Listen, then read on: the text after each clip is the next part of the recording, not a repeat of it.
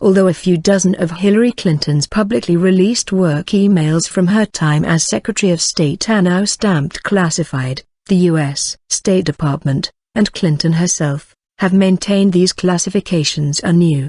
But the dates for declassification marked by the department on those emails raise questions about the assertion that none of the information should have been handled as classified when it first traversed Clinton's private home email server. The declassify dates suggest either that the department did not follow standard government classification regulations, or that it might believe that the information in at least 30 email threads reviewed by Reuters was in fact classified on the original day Clinton sent or received it. Clinton, front-runner to be the Democratic nominee in next year's White House election, has repeatedly said she did not handle information on her private email account that was classified at the time. The State Department has stood behind its former boss, saying it has seen no proof to the contrary. Current and former White House officials with responsibility for the government's classified information regime interviewed by Reuters were puzzled at how the declassification dates aligned with the State Department's public assertions. The State Department's blowing smoke here.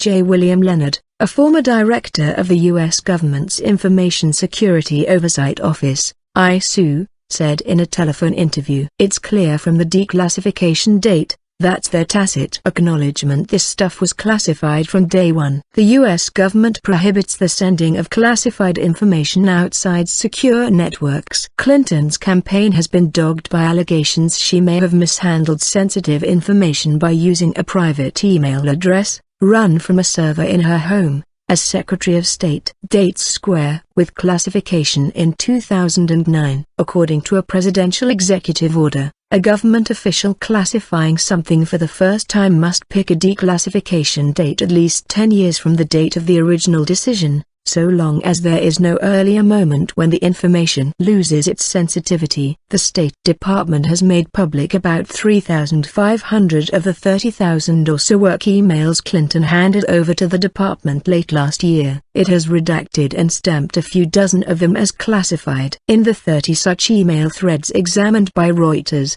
which all date from 2009, the State Department says all the information was classified for the first time on either June 30 or July 30 this year. However, the department has given declassification dates that correspond to the date the original email was sent, adding a standard classification period of between 10 and 25 years. Several of them will be declassified in 2019. Exactly 10 years after they were sent. If the department is following government rules, it appears that those emails should remain classified for 10 years from now, until at least the summer of 2025. Asked whether the declassification dates indicated the department thought the information was classified all along, a State Department spokesman said this was not the case. "This is incorrect," Alec Gerlach, the spokesman, wrote in an email. The department's practice in this case is to link the declassified date to the original date of the email.